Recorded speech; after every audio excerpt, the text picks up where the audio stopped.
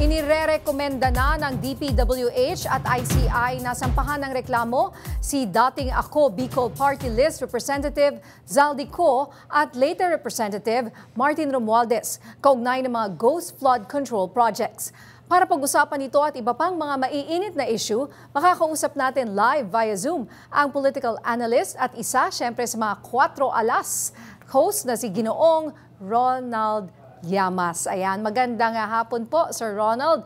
Na-miss ka namin and welcome back sa Arangkada Balita. Na-miss ko rin yung mga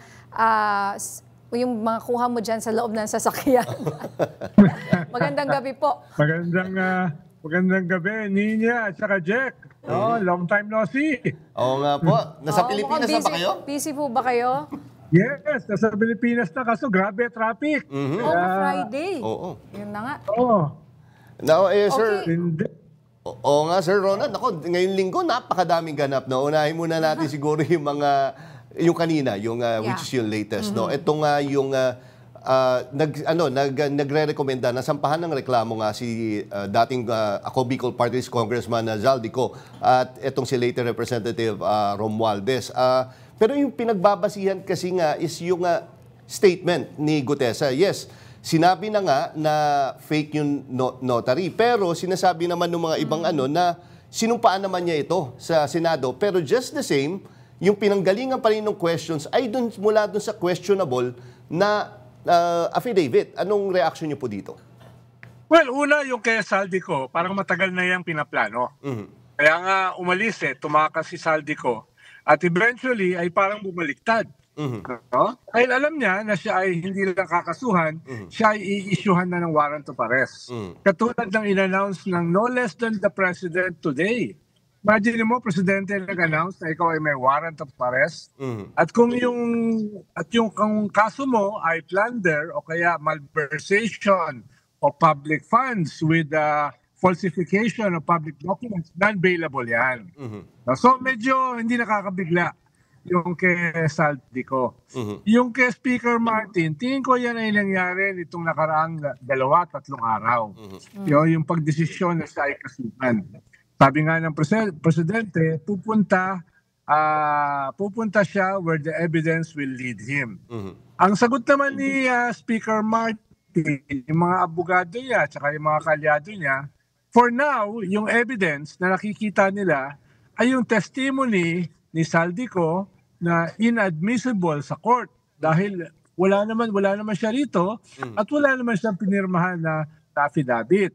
Yung kay Gutesa naman na merong formal affidavit ay missing naman si Gutesa. Kaya ang sinasabi ng speaker at ng kanyang abogado, wala naman silang tinatago at handa silang dumaan sa kasong ito. No?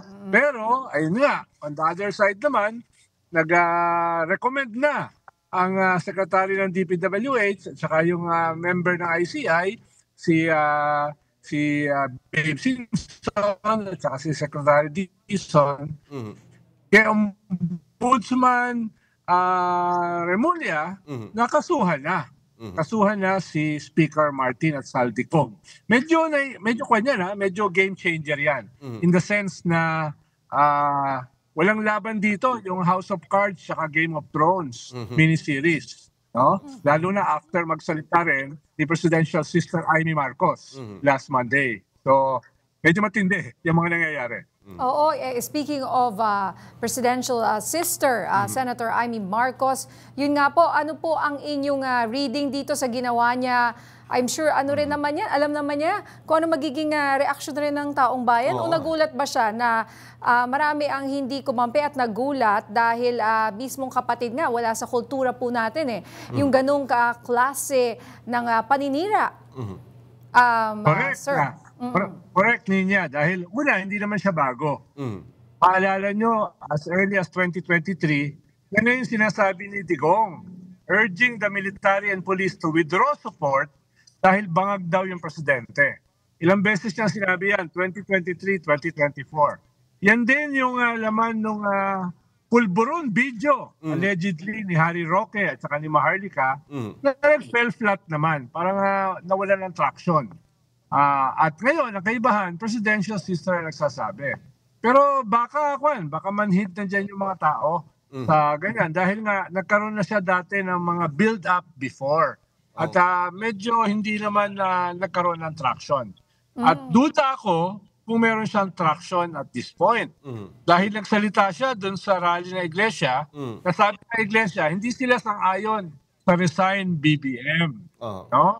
So, ang medyo colorful lang nga dahil dinamay na ng presidential sister yung buong pamilya ng kanyang kapatid. No? At syempre, pagpipistahan yan no? Sa mga inuman at saka sa mga gathering dahil nga ay very telenovela. At saka kung titingnan nyo nga po, Sir Ronald, hindi naman siya nagpresenta ng ebidensya. Kumbaga, nagsalita lang siya. Hindi naman siya magsasampa ng kaso. Wala naman siyang sinabing pababain ang aking kapatid. Hindi ba? Kumbaga, nagsalita siya, ano yun? Para lang manira? Or baka paguluhin ang sitwasyon. Nakakaduda na rin. Hindi ko na alam kung ano talaga. So, what was her point? I mean, di ba? It was an outburst eh. It was an outburst. Dahil malinaw naman, nandun siya sa Duterte camp. At yung Duterte camp, last weekend, hindi nakuha yung gusto nila na pagsakin ng presidente. Lalo na through the rally of the Iglesia ni Cristo. Parang nagbago ng tono at mensahe yung Iglesia ni Cristo. Kaya very bitter sila. Tinaboy pa nga sila kung hindi nyo nakita. Di ba? Yes, Tinaboy nakita po namin yun. Opo. Oo. Kaya si Amy bilang a representative of the Duterte bloc ay galit na galit. At siya lang ang pinayagang magsalita ng Iglesia ni Cristo dahil precisely Amy Marcos siya. Marcos ang kanyang apelido. Hindi ko nagulat sila sa kanyang mga sinabi. No? Kaya tinapos kagad yung programa. No? Pagkatapos niya magsalita. Oo, nakakagulat naman talaga. Oo, parang hindi natin sukat akalain na dadating sa punto na parang kumbaga point of no return na eh. Yun nga, yung point nga ni partner niya, sir, no? Yung sinasabi niya point of no return. Ano pa next dito kay Senator Amy? I mean, mukhang sinunog mo na yung tulay papuntang norte at hindi ka naman niyayakap sa south. Diba? So, ano mangyayari sa kanya ngayon, sir? Well, ang tingin naman niya, secure naman siya as senator at baka nagbabalak siya sa 2028 na tumakbo for a higher position with Sara Duterte. At kahit matalo siya, senador pa rin siya. So ang tingin siguro niya, wala na siyang kinabukasan sa kampo ng kanyang kapatid. Pero dun sa mga Duterte, may kinabukasan pa siya. Dahil it is in their interest na pag lumaban sila sa 2028, ay may Marcos silang kasama. Mas ganun yung strategy na nakikita ko. Kung hindi makakaroon ng unraveling yung gobyerno between now and 2028. Dahil siyempre, plano pa rin ng mga Duterte, pabagsakin si PBBM as soon as possible.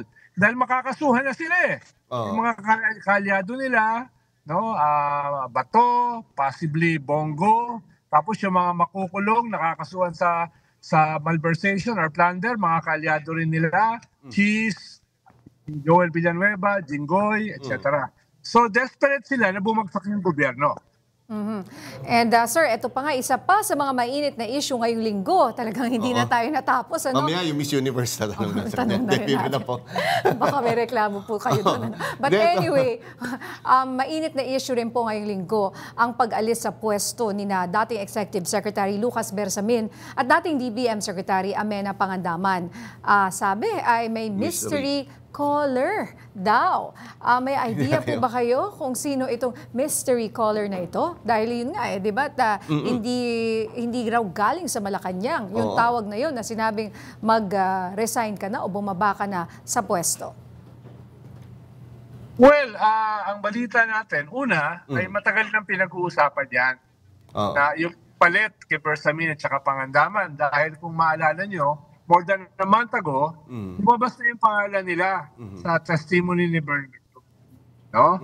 At medyo napalalim lang yan itong last Friday nang in-announce ulit yung kanilang implication dito sa alleged corruption issues. No? Alam ba, yung nabalitaan natin na ang tumawag sa kanila ay hindi officially taga Malacanang. Na medyo inamin naman ni Secretary Bersamin, di ba? Sabi niya, hindi siya nag-resign siya ay tinanggal. No? Kaya, kumbaga, the plot thickens. Siyempre, hindi naman tayo privy kung sa kanya, unless sabihin niya.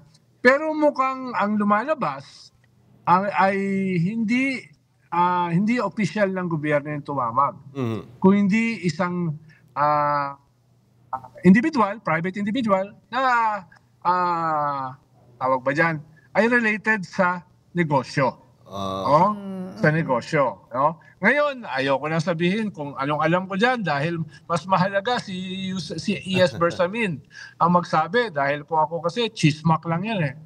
Oo nga po. At saka medyo yung paraan po ng pagkakasabi, kumbaga parang nagkakagulatan palagi dyan sa mga cabinet members ng Pangulo. Tama niya. Ganun na. Hindi na maganda ang optics at saka timing. Yes. Pero matagal nang pinag-uusapan yan. Kung yan ay ginawa nila before the testimony of Saldico at saka si Bernardo, then baka iba yung itsura. Dahil ginawa nila after, parang ginawa nila under pressure. No? Ika nga ng kanta. No? Pero dapat ginawa sana nila, nung pinag-uusapan na nila yan, 3 to a week ago. Oo.